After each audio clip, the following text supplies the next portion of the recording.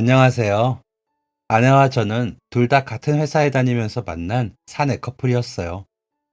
자신은 일이 너무 소중해 결혼 생각도 아이 생각도 없다는 아내를 제가 열렬히 구애해 쫓아다녔어요.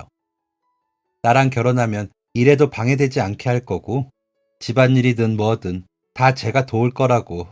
그러니까 걱정하지 말라고 말이죠. 그리고 저희의 신혼생활은 정말 행복했어요. 저는 약속한 대로 아내를 위해서 집안일에도 열심히 애를 썼고 능력 있는 아내가 자신의 꿈을 향해 계속 나아갈 수 있도록 적극적인 지원을 아끼지 않았어요. 실제로 아내는 회사에서도 무척 유능한 인재로 많은 이들의 주목을 받고 있었고 임원진도 인사팀에서도 아내의 평판을 무척 높게 평가하고 있었죠. 그래서인지 더더욱 아내가 결혼한다는 이야기에 회사에서는 근심이 많았어요. 이러다가 아이 낳고 회사 그만두는 거 아니냐, 전업주부 되는 거 아니냐면서 다들 걱정하더군요. 저 때문에 아내가 자신의 꿈을 그만두거나 방해받는 건 스스로도 용납할 수 없어서 더 애를 썼던 것 같아요. 하지만 그렇다고 일부러 아이를 늦게 가진 것은 아니었어요. 결혼을 하고 나서 1년쯤 지났을 때 사실 아내가 먼저 아이 이야기를 꺼냈거든요.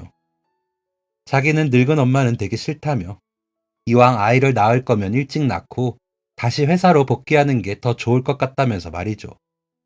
그리고 저와 살아보니 저 같은 아들이 있다면 몇 명이라도 키울 수 있겠다는 말도 덧붙였어요. 아마 제가 결혼하고 나서 아내를 위해 노력했던 모습이 점수를 많이 받았나 봐요. 가정을 꾸린다는 것은 제 입장에서는 언제나 환영이었기에 오히려 차분히 기다리려던 저는 아내의 그런 이야기가 고맙기만 했어요. 이대로 아이 없이 아내와 둘만 살아도 행복할 거라고 생각했는데 거기에 우리 사랑의 결실인 사랑스러운 아이까지 더해진다면 얼마나 행복할까 싶었죠. 상상만 해도 너무나 행복했어요. 우리 둘을 닮은 아이라니. 마치 꿈만 같았죠. 하지만 원래 꿈이라는 것은 이루기 어려운 법이잖아요. 절에서 등불을 밝히고 산에서는 돌을 쌓아 염원을 빌 만큼 간절히 이루고 싶은 것들은 오히려 손에 넣기가 어려운 법이죠. 저희는 열심히 노력했지만 쉽게 아이가 생기지 않았어요. 병원에서 검사도 따로 받아봤지만 둘 다 아이를 낳을 수 없다거나 뭔가 다른 이유가 있지도 않았죠. 자연스럽게 기다려보는 수밖에 없겠다 싶었지만 그래도 한 해 한 해 시간이 갈수록 초조한 마음이 들기도 했어요.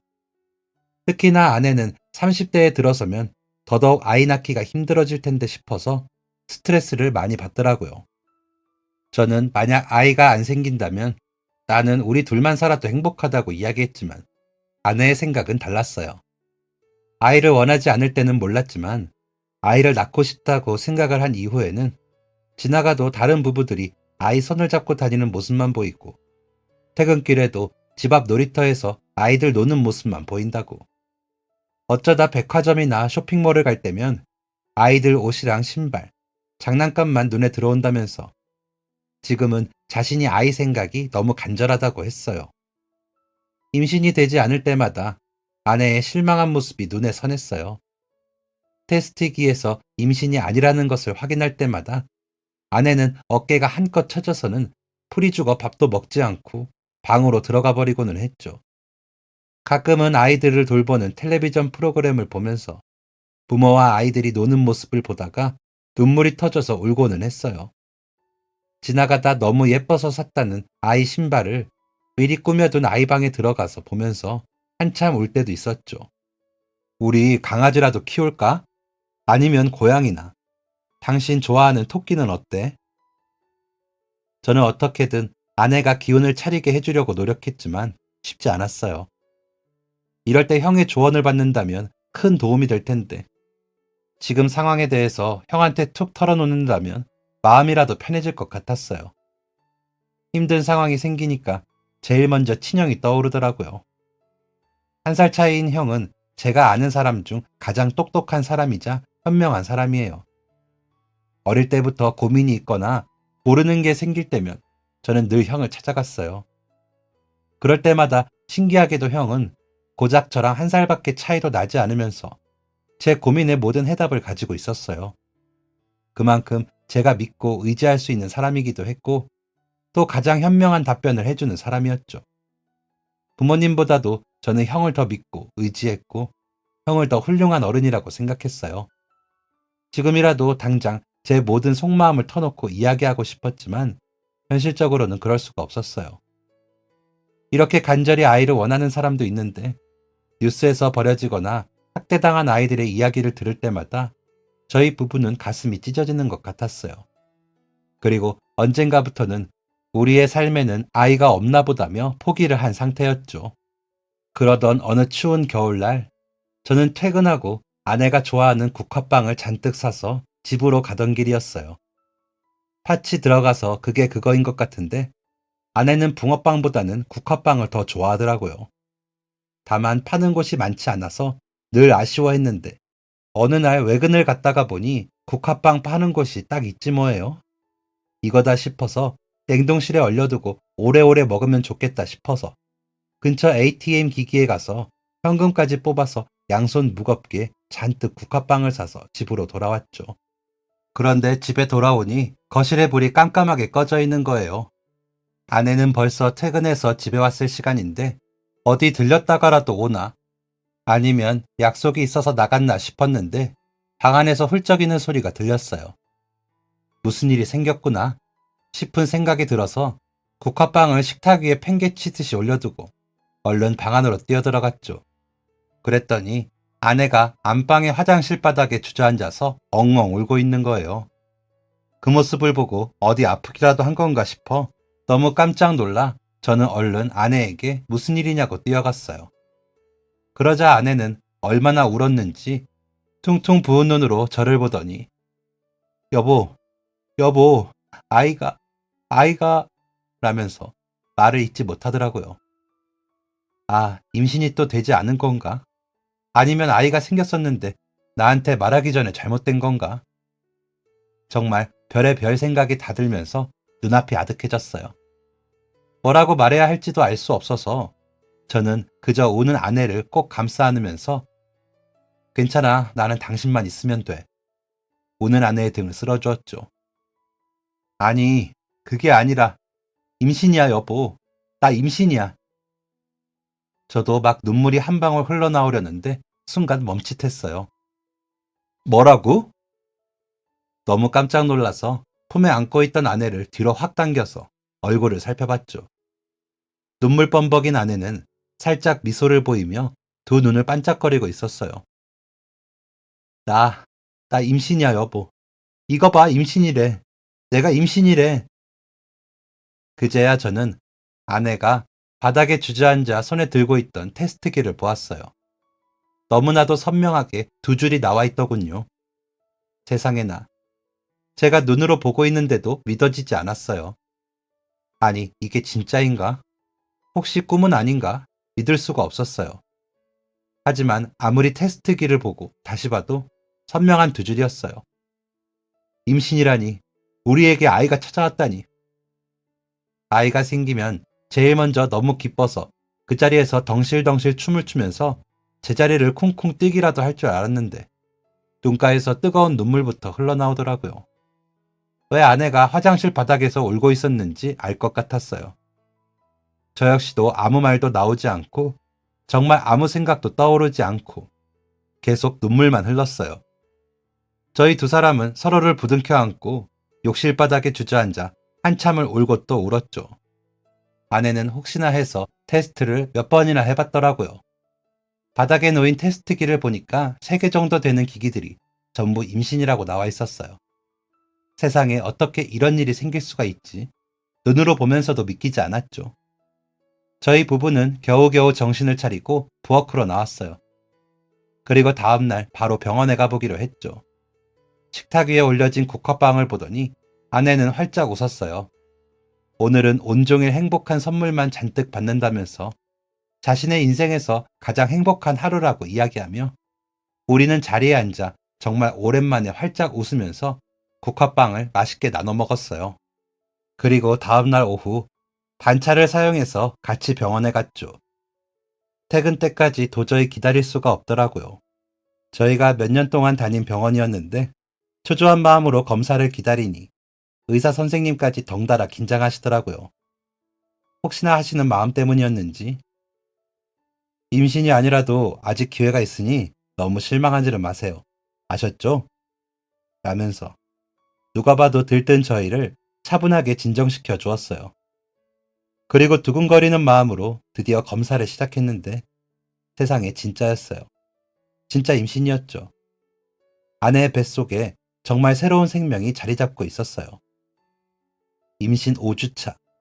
초음파에는 이게 아기가 맞나 싶을 만큼 형태라고 할 것이 아직 없는 모습이었어요. 난황이라고 동그라미 하나가 어두운 초음파 사진에 자리 잡고 있었는데 그것만 봐도 저희 부부는 눈물을 펑펑 쏟으면서 우리 아기라며 몇 번을 다시 보고 또 다시 봤죠.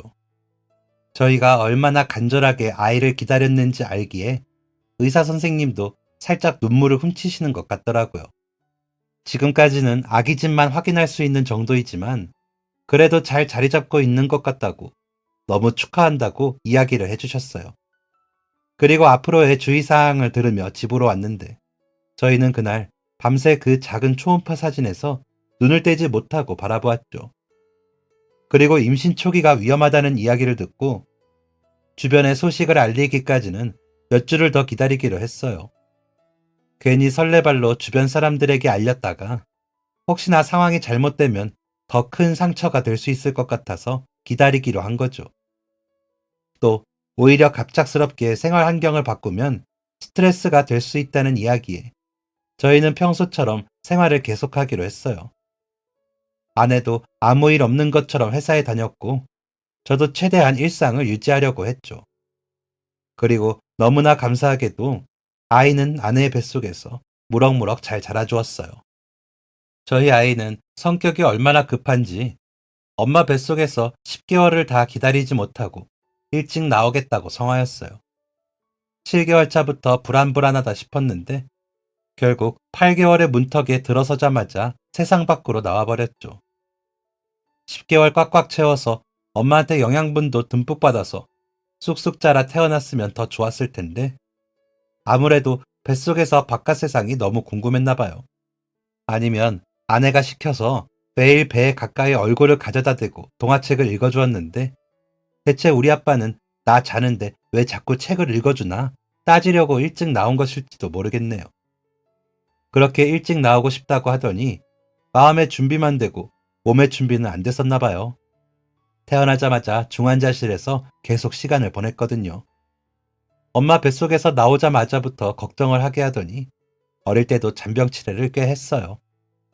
하지만 다행히도 아이는 점점 회복하는 모습을 보였고 병원에서도 이대로만 계속한다면 앞으로는 걱정 없을 거라고 하더군요. 저희도 그렇게 믿으면서 아이의 성장 과정을 지켜봤어요. 아내는 자기 삶에서 가장 중요하다던 일도 그만뒀어요. 초기에 아이가 아프면서 병원도 다녀야 했고 몸이 약하다 보니까 주의를 많이 기울여야 했거든요. 그런데 회사를 그만두면서도 오히려 불만도 후회도 없다고 했어요. 부모가 되어보니 회사 일보다 아이가 가진 가치가 더욱 크다는 것을 깨달았다며 정말 한치의 미련도 없이 자신은 몇 번을 다시 선택해도 아이를 위해 일을 그만둘 수 있다고 하더군요. 다만 갑작스럽게 수입이 절반으로 줄어들어 고민이 되기는 했어요. 병원비가 꽤 크게 나가고 있었거든요. 그래서 저희 세 사람 살기에 남지는 않아도 부족하지는 않을 것 같아 저 혼자 외벌이 하기 시작했죠.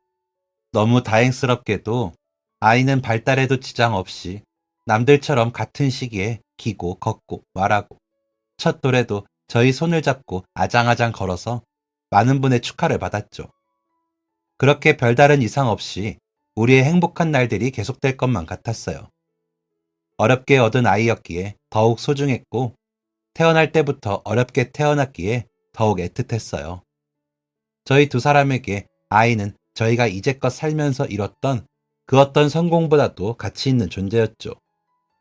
그런 아이가 태어날 때부터 몸이 약하니 저희 부부는 늘 가슴을 졸이면서 살았어요.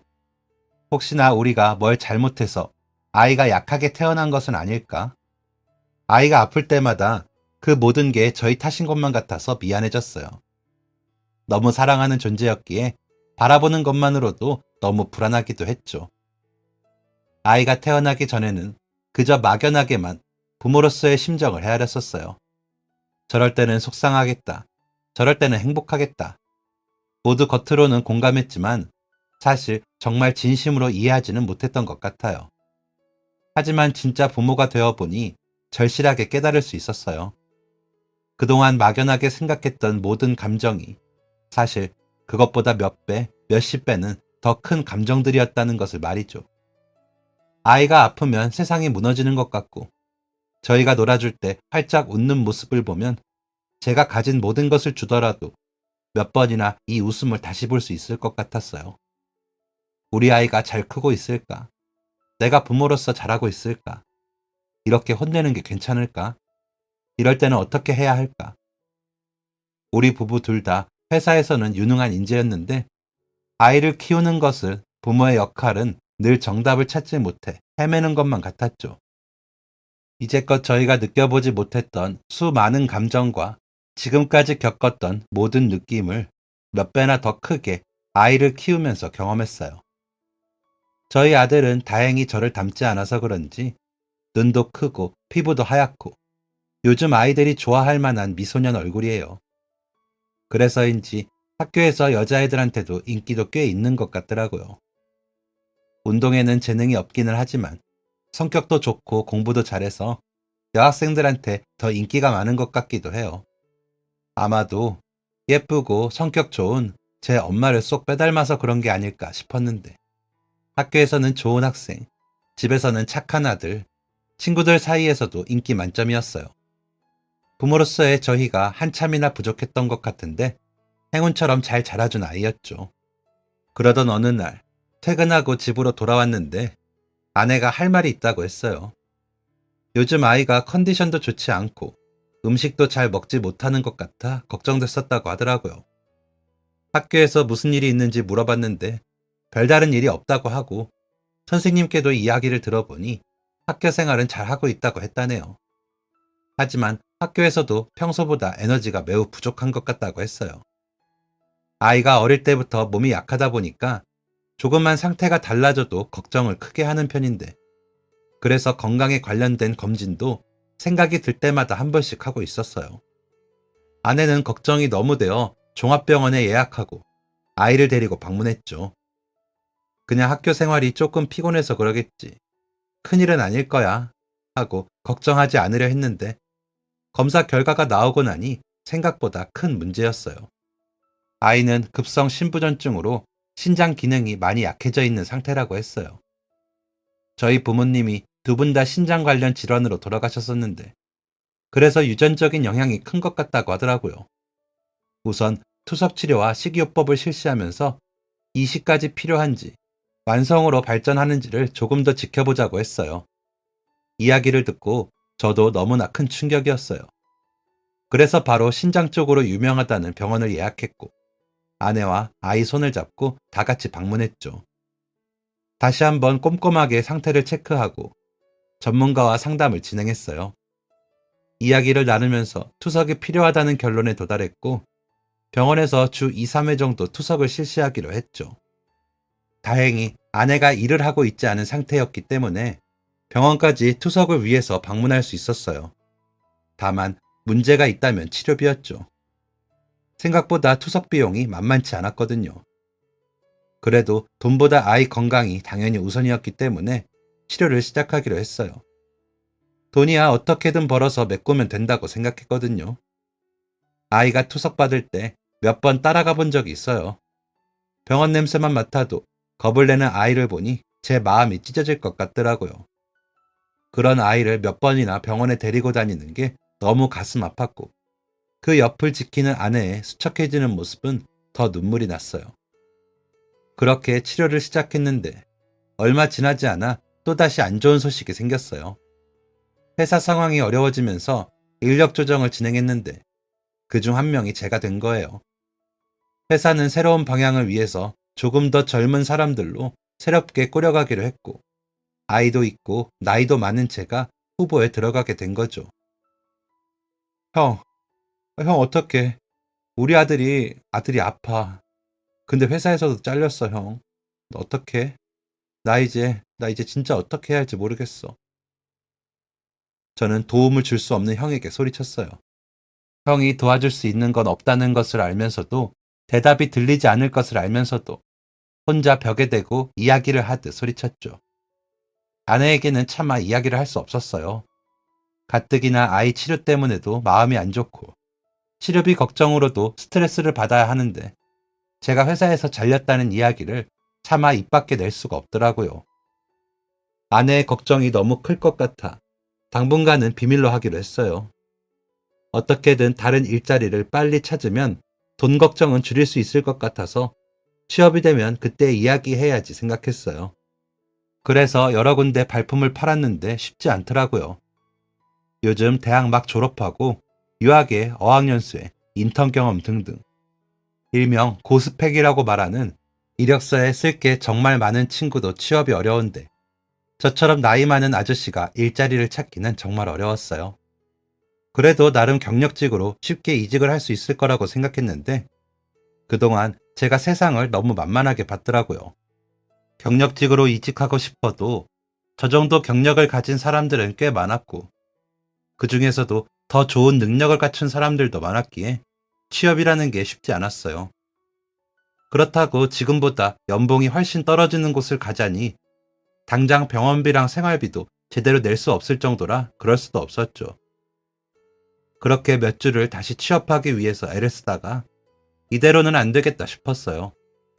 조만간 카드값도 나가야 하고 월급날 텅 빈 통장을 내밀 수도 없으니 당장 뭐라도 하지 싶었죠.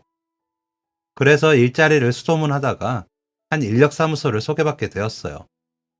건설 현장에서 일하는 거였는데 철저하게 몸을 쓰는 일이었죠. 아침 일찍 일어나 출근을 해서 온종일 밖에서 무거운 물건들을 옮기고 뼈대만 있는 건물에 간이 계단 같은 것을 올라가 물건을 옮기고는 했어요. 안전모를 쓰고 안전화를 신고 있어도 매일 현장에 여기저기를 돌아다니는 게 불안했어요. 저는 높은 곳을 워낙 무서워하다 보니 계단을 올라갈 때마다 눈앞이 아찔해지면서 다리가 후들후들 떨리더라고요. 그런데 돈이라는 게, 가족이라는 게 이 모든 것들을 무시하고 일을 할 수 있도록 했어요. 우리 가족을 위한 거라고 정신을 가다듬으면서 후들거리는 다리를 어떻게든 한 계단 한 계단 올라갔죠. 평소 몸쓰는 일 하지 않다가 무거운 짐을 너무 많이 들어서인지 삭신이 쑤시고 아프기까지 했어요. 특히 어깨에는 멍까지 들었더라고요. 아내한테는 그냥 요즘 체력이 부족한 것 같아 운동하고 있다고 거짓말을 했어요.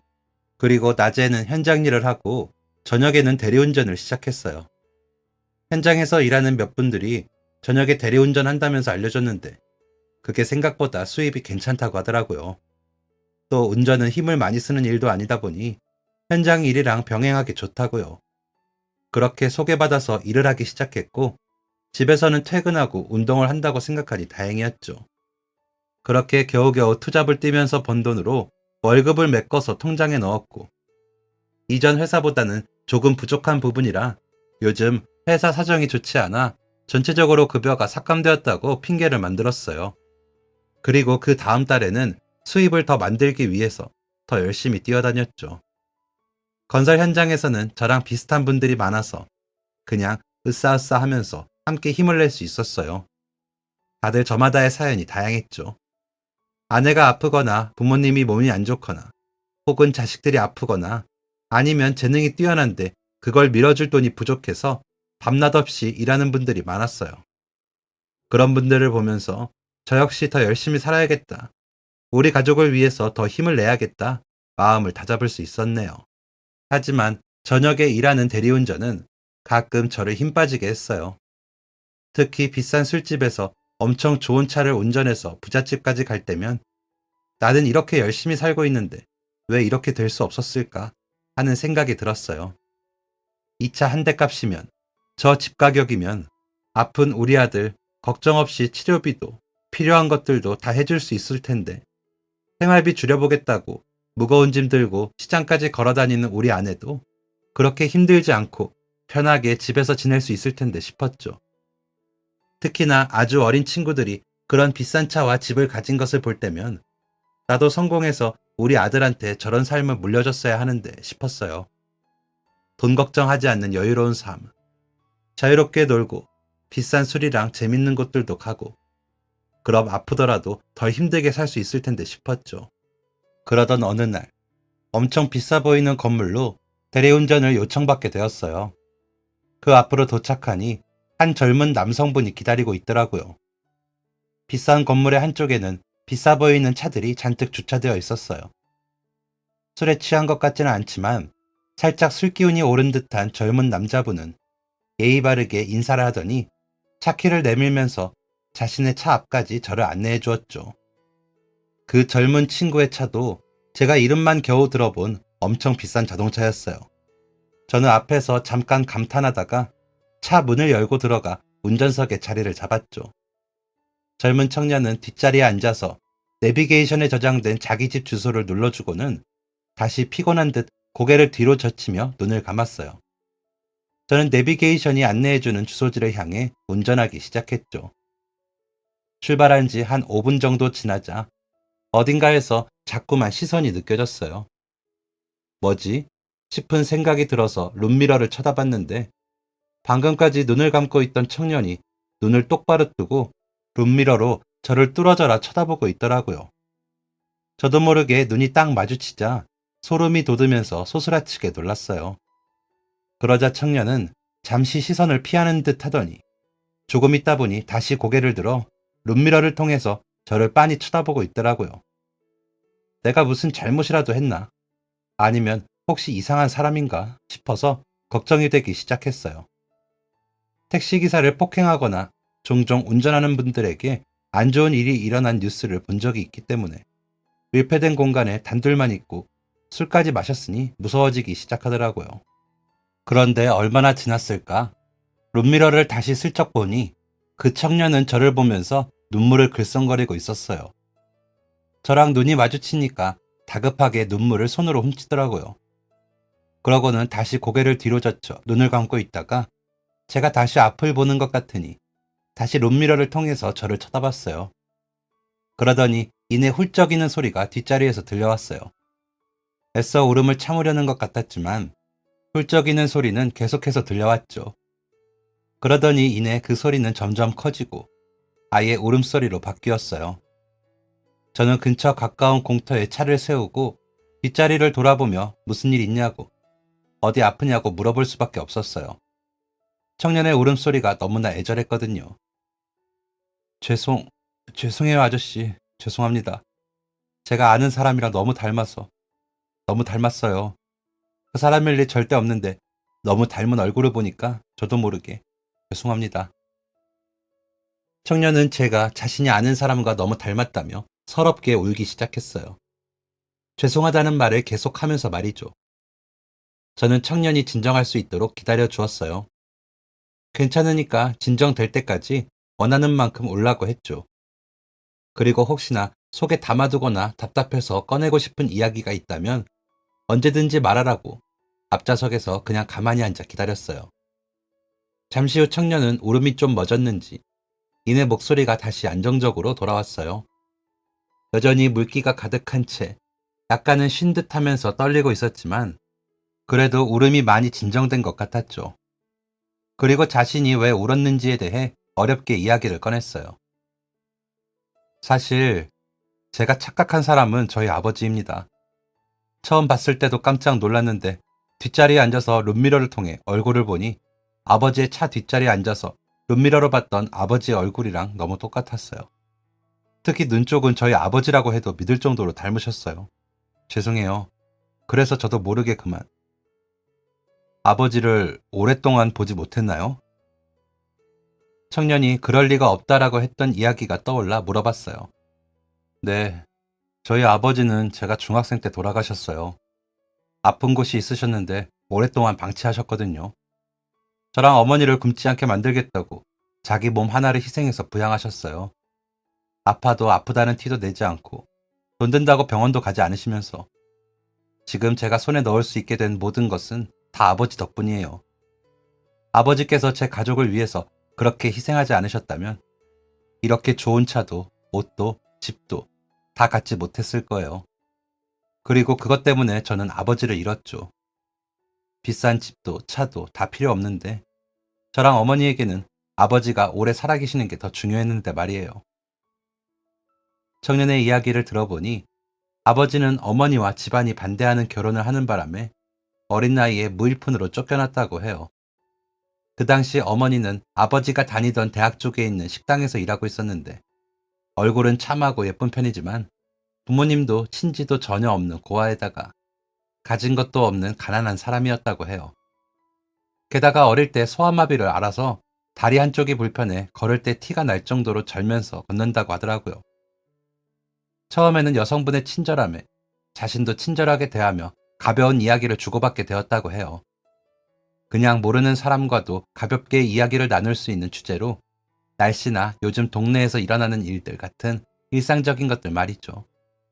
그러다가 자주 그 식당을 이용하게 되면서 자연스럽게 대화가 늘어나게 되었고, 그렇게 이야기를 나누다 보니 겉으로 보이는 장애보다 훨씬 많은 매력을 발견했다고 하더라고요. 학교 공부는 제대로 배우지 못했는데도 혼자서 책을 많이 읽어 대학을 다니던 아버지도 놀랄 정도로 아는 게 많았고, 아버지가 공부하는 분야에 대해서도 지식이 해박했다고 해요.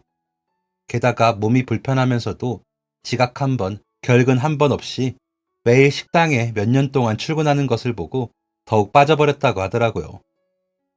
어떤 손님이 와도 따뜻하고 인자하게 대하는 성품도 너무나 아름다웠고, 다리가 불편하다는 것은 자기 눈에는 보이지도 않을 정도로 청년의 어머니에게 완전히 푹 빠졌다고 하더라고요. 그래서 자신과 만나달라고 몇 번이나 이야기했는데 여성분은 자기는 가진 것도 없고 다리까지 불편하다며 좋은 대학에 다니는 사람이 뭐하러 자기를 만나냐고 거절했다고 하더라고요. 혹시나 그쪽 부모님이라도 알게 되시면 경을 치고 노할 거라면서 절대 안 된다고요. 하지만 청년의 아버지는 집요한 사람이었고, 자신의 부모님이나 주변의 시선이 문제라면 그런 건 자기한테 아무 문제도 되지 않는다고 여성분을 설득했어요. 물론 그 여성분 역시 아버지에게 호감이 있었지만 처지 때문에 만나기를 원치 않았던 거였다고 해요. 결국 여성분은 자신이 고아의 장애를 가졌다는 사실까지 모두 털어놓아도 부모님이 허락하신다면 그때 만나자고 이야기했어요. 누구보다 그 여성분에 대한 확신이 있었던 아버지는 허락을 받아오겠다면서 당당하게 본가로 향했어요. 그리고 평소 부부는 사랑하는 마음과 함께 힘든 일도 이겨내려는 의지만 있으면 된다고 강조하셨던 부모님이었기에 당연히 그 여성분과 교제하는 것을 허락해 줄 거라고 생각했죠. 그리고 부모님에게 이야기를 꺼내자마자 여성분의 말이 맞았어요. 어머니는 충격으로 그대로 자리에서 쓰러지셨고, 아버지는 소리를 버럭버럭 지르면서 절대 안 된다고 못을 박으셨죠. 너 이러려고 우리가 애써서 대학 보냈는 줄 아냐? 어? 고작 그런 다리 병신이나 만나라고 우리가 그렇게 좋은 대학 보낸 줄 알아? 아니, 너희 대학에 너랑 수준 맞는 애들이 그렇게 천지인데 왜 그러는 거냐? 어? 어디서 다리 병신의 고아를 만나겠다고 이야기를 꺼내? 너 진짜 어머니 아버지 쓰러져서 저 세상 가는 꼴 보고 싶어? 아버지는 정말 좋은 사람이라고 제발 한 번만이라도 만나보고 생각해보시라고 설득을 했지만 부모님의 의견은 단호했어요. 절대 안 된다. 아버지, 어머니의 고집이 너무 강해서 도저히 꺾을 수가 없었죠. 학교 수업까지 빠져가며 본가에서 며칠을 부모님을 설득하기 위해 노력했지만 오히려 부모님은 그런 식으로 할 거면 대학도 그만두고 다시 본가로 돌아오라고 했어요. 아버지가 설득을 하려고 하면 할수록 부모님의 의견은 더욱 완강해지셨죠. 결국 참다 못한 그 부모님은 이제부터 대학 등록금도 일절 지원해주지 않겠다고, 너한테는 앞으로 돈 한 푼 못 준다고 못을 박았대요. 어릴 때부터 공부하던 것을 좋아해 대학을 들어갔을 때도 너무나 행복해하던 아들이었기에 이렇게 하면 대학을 그만둬야 할까봐 무서워서라도 그 여자를 만나지 않겠다고 할 줄 알았던 거죠. 하지만 오히려 믿었던 부모님의 이중적인 모습은 더욱 실망스럽게 느껴졌대요. 외적인 것, 가진 것과 상관없이 그저 좋은 사람이라면 응원해줄 거라고 생각했던 부모님이 자신이 사랑하는 여자를 한번 만나보지도 않고 그저 겉모습만으로 판단하다니. 자신의 부모님이 너무 실망스러워졌죠. 그리고 부모님의 협박에 그만둘 수 없을 만큼 그 여자를 사랑했대요. 결국 아버지는 집을 나왔고 그 후로 자신의 부모님과 완전히 의절을 한 채 살았다고 해요. 지금의 청년 어머니는 아버지를 대학 졸업까지 식당 일을 하면서 뒷바라지했고 아버지 역시 빨리 자리를 잡기 위해서 공장이던 건설 현장이던 임상실험 참여까지 돈이 된다고 하면 마다하지 않고 했다고 해요. 그렇게 우여곡절 끝에 대학을 졸업했고 군대를 다녀와서는 어머니와 결혼했어요. 다행히 그 아버지는 우리나라에서 가장 손에 꼽는 대기업에 입사하였고 자신이 살아있던 동안은 부유하게 가족들을 건사했죠. 물론 사랑하는 아내와 결혼했기에 마지막으로 세상을 떠나는 그날까지도 두 사람은 주변에서 저렇게 사이좋은 부부가 없다고 부러워할 정도로 사랑이 넘치는 사이였다고 해요.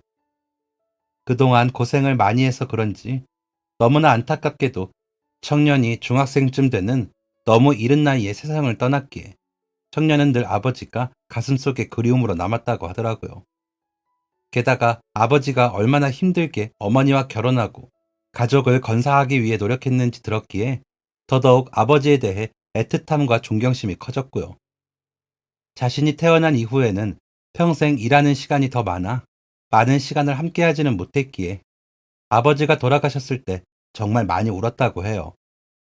청년의 아버지 역시 마지막이 다가올 때쯤 청년에게 그런 말을 했다고 하더라고요.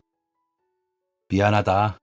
내가 맨날 일하느라 바쁘다고 너랑 시간을 많이 쓰지 못했구나. 일이 이렇게 될 줄 알았다면 그 시간 동안 너랑 더 많이 추억을 만들었어야 했는데 사람이 죽을 때가 되어서야 진짜 중요한 게 무엇인지 알게 된다더니 그 말이 꼭 맞는구나. 너와 이별하는 순간이 이렇게 빨리 다가올 거라고는 생각도 하지 못했는데 미안하다. 아버지가 더 좋은 아버지가 되어주지 못해서. 그래도 아버지는 네가 늘 자랑스러웠단다. 너에게 부족한 점이 많았겠지만 네가 내 아들이라서 아버지는 평생 자랑스러웠어. 네 엄마가 잔소리도 많이 하고 혼낼 때는 무서워도 누구보다 여린 사람이야. 그러니까 우리 아들이 엄마 잘 챙겨줘야 해. 이제 네가 우리 집 가장이니까 잘 부탁한다. 청년의 이야기를 듣는데 저도 모르게 눈물이 같이 흘렀어요. 아들을 부탁하는 아버지의 마음을 이해할 수 있기도 했고 가족을 먼저 떠나보낸 청년의 심정이 아픈 아들을 키우는 입장에서도 이해가 됐었거든요. 그리고 청년이 말해준 아버지의 이야기는 저에게 또 다른 사람을 떠올리게 했어요. 혹시 정말 미안하지만 아버지 성함이 무엇인가요? 저는 혹시나 하는 마음으로 청년에게 아버지 이름을 물어봤어요. 그럴 리가 있을까라는 생각이 들기는 했지만 청년의 이야기는 정말로 제가 아는 사람과 너무나 닮아 있었거든요. 게다가 청년의 아버지가 저와 매우 닮았다는 이야기에 혹시나 하는 심정이었죠. 그리고 청년이 아버지의 이름을 이야기해 주었는데 너무나 충격적이었어요. 그 아버지의 이름을 듣자마자 이번에는 제가 그 자리에서 세상이 무너진 듯이 울었어요. 그 청년은 눈물을 머금은 목소리로 의아해하면서 저에게 무슨 일이냐고 물었죠. 이번에는 청년이 저를 위로하며 무슨 일인지를 물어보았어요. 아까와는 반대의 상황으로 이번에는 제가 울면서 도저히 말을 잇지 못하였죠. 그리고 마침내 눈물이 조금 잦아들기 시작했을 때 이번에는 제 이야기를 해주었어요. 청년이 말해준 이름은 저에게 너무나도 익숙하면서 그리운 사람이었어요. 바로 1살 차이가 나는 저희 형이었죠. 맞아요. 사실 저에게는 친형이 한 명 있었어요. 형은 어릴 때부터 공부도 잘하고 운동도 잘하고 성격도 좋고 성실하면서도 똑똑하기까지 해서 우리 동네에서는 어떻게 저런 아들을 얻었냐고 비법이라도 알려달라고 어머니를 조를 만큼 사랑받는 아이였어요. 학교에서는 늘 전교 1등을 놓치지 않았고 그러면서도 친구들이랑 놀 때도 빠지지 않아서 인기도 정말 많았어요. 저희 형은 저희 집안에 저희 부모님의 큰 자랑이었어요. 부잣집에서는 자기 딸이 조금만 더 크면 결혼시키고 싶다고 중고등학생 때부터는 탐내는 집이 많을 정도였죠. 그럴 때마다 저희 부모님은 늘 어깨가 으쓱하고는 했어요. 저희 집안의 장남이자 가보였죠. 형이 워낙 훌륭하다 보니 오히려 부모님은 저에게 아무런 기대가 없었어요. 자식 농사 하나를 대박이 났으니 상대적으로 저는 공부를 그렇게 잘 하지 않아도 학교에서 그렇게 눈에 띄지 않아도 별로 신경을 쓰지 않으셨죠. 형이 잘하고 있으니 너는 그냥 부족하지만 않으면 된다는 식이었어요. 사실 그러면 형을 시기 질투하고 미워할 수도 있지만 그렇지 않았어요. 완벽했던 우리 형은 저에게 형으로서도 너무나 완벽한 사람이었거든요. 부모님도 기대하지 않는 저에게 유일하게 희망을 걸어주는 사람이었어요. 형은 늘 저의 사소한 점까지도 칭찬하면서 제가 얼마나 소중하고 대단한 사람인지를 일깨워 주었어요. 그런 형이 있어서 집안에서 주목받지 못했기도 하지만 그런 형이 있었기에 집안에서 주목받지 못해도 버틸 수가 있었어요. 공부도 알려주고 운동도 알려주고 자기 친구들이랑 축구를 할 때도 항상 저를 끼워주었어요. 형은 저한테 가장 빛나는 사람이자 가장 존경하는 사람이었고 제가 어디로 가면 좋을지를 알려주는 등대 같은 사람이었어요. 그리고 형은 대학으로 갔고 저도 형을 따라 대학에 진학했어요. 부모님 기대가 없이 진학한 곳이라 장학금을 받으며 다니기 위해서 원래 가고 싶던 곳보다 좋은 곳은 아니었지만 그래도 제 힘으로 학교에 다니고 있었기에 오히려 편하게 학교 생활을 할 수 있었어요. 그리고 얼마 후 형이 본가로 와서 사랑하는 여자가 생겼는데 고아의 한쪽 다리를 저는 장애가 가졌다고 폭탄 발언을 했고 저까지 집으로 소환당했어요. 그리고 며칠 후 형은 집을 나가버렸죠. 그리고 다시는 형을 볼 수 없었어요. 형에게 연락을 해보려고 했지만 자취방도 이사가고 연락처도 바꿔버렸어요. 형의 학교 앞에서 몇 날 며칠을 기다리기도 했지만 한 번도 마주칠 수 없었죠. 그 후로는 저도 포기했어요. 사실 언젠가는 형이 죄송하다고 부모님에게 연락을 할 줄 알았어요. 그래서 그냥 시간이 해결할 문제니 기다리면 되겠지 했는데 형의 소식은 그 후로 제가 결혼하고 아이를 낳을 때까지 단 한 번도 들을 수가 없었죠. 그런데 형이 죽었다니. 지금쯤 어딘가에서 그래도 나름 잘 살고 있을 거라고 생각했는데 형이 죽었다니. 너무 충격적이었어요. 언젠가는 소식을 알 수 있지 않을까. 작은 희망을 늘 가슴에 품고 있었는데 알고 보니 형은 이미 오래전 제가 다시는 볼 수 없는 곳으로 세상을 떠난 거였죠. 이야기를 듣더니 청년은 어떻게 이런 인연이 있냐면서 저를 따라 같이 울었어요. 그리고 그 후로 제가 결혼하고 아이가 아파서 이 일을 하게 되었다는 사연을 듣더니 눈을 반짝였죠. 아무래도 저희가 다시 만날 수 있게 된 건 저희 아버지가 주신 선물인 것 같아요. 저는 아버지에 대한 그리움 때문에 힘들고 외로웠고 아저씨는, 아니, 작은 아버지는 일할 곳과 돈이 필요하잖아요. 저희가 서로를 도울 수 있을 것 같아요. 저는 조카를 집까지 바래다 주었고 조카는 들어가서 이야기하자며 저를 끌고 갔어요. 그리고 처음으로 형수님과 대면하게 되었죠. 저희는 아까 나누었던 이야기들을 다시 형수님에게 들려주었고 형수님은 처음 보는 저를 마치 오랫동안 알고 지낸 가족처럼 맞아주었어요. 그리고 형이 그동안 저를 보고 싶어 했다고, 저에게만이라도 연락할까 몇 번이나 망설였지만 부모님 때문에 차마 그럴 수 없었다고 이야기를 해주더라고요. 그리고 조금만 더 성공해서 이야기하며 집까지 나갔으니 정말 멋진 모습으로 동생 앞에 나타나기를 원했다고요. 그동안 이야기 많이 들었어요. 오랜 시간 형이 만나러 가지 못했지만 동생분 이야기를 항상 하고 살았어요. 그리고 늘 너무 보고 싶어하고 정말 많이 그리워했어요. 형수님의 이야기를 들으니 그래도 마음 한편이 조금은 녹아내리는 것 같았어요. 형이 그렇게 집을 나갔지만 그래도 나에 대한 사랑은 늘 마음속에 간직하고 있었구나. 나를 잊지 않고 있었구나. 아주 오랜 시간이 지났지만 그래도 마침내 알게 되었거든요. 저희는 다음날 다시 약속을 잡았어요. 그리고 정말 선물 같은 일들이 일어났죠.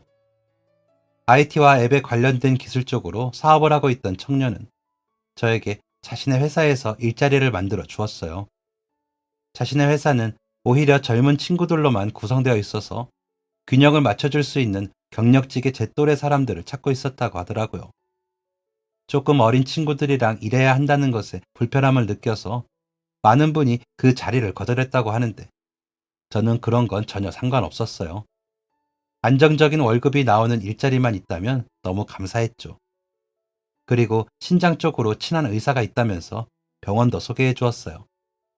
거기에서 다시 한번 상담받고 투석 일정과 기관에 등록해서 신장 이식 대기자 명단에도 올렸죠. 그러며 진행한 유전자 검사에서 청년은 제 조카가 맞다는 결과가 나왔고요. 또 아이가 투석 때문에 놓친 수업들에 대해서도 지원을 해주었어요. 스마트 기기를 통해서 아이가 학교에서 배우는 진도를 따라잡을 수 있도록 해주었거든요. 그리고 같은 대학교 출신의 유명한 선생님이 있다며 가정교사도 보내주었어요. 저는 이런 걸 다 받을 수 없다고 했지만 조카는 아버지가 살아계셨다면 이것보다 더 많은 것들을 도와주셨을 거라고 했죠. 다시 직업을 구하게 됐고 또 갑자기 조카가 생겼으니 저는 아내에게 그동안 있었던 모든 사실을 털어놓았어요. 회사에서 쫓겨난 이야기와 그동안 월급을 마련하려고 낮에는 건설 현장을 저녁에는 대리운전을 하고 있었다고요. 그러자 아내는 사실 알고 있었다고 하더라고요. 저는 회사 사람들이랑 연락을 주고받다가 제가 그만두게 되었다는 이야기를 들었고 먼저 물어보고 싶었지만 제가 말하지 않는 데는 이유가 있을 것 같아서 마음의 준비가 되면 이야기해주겠지 하면서 기다리고 있었다고요. 아들은 무사히 신장이식을 받았어요.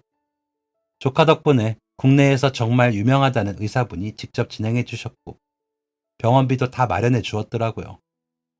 수술도 무사히 잘 끝났고 다행히 지금까지 추적했을 때는 거부 반응도 확인되지 않아서 앞으로도 이렇게 쭉 잘 관리해주면 문제 없을 거라고 하네요.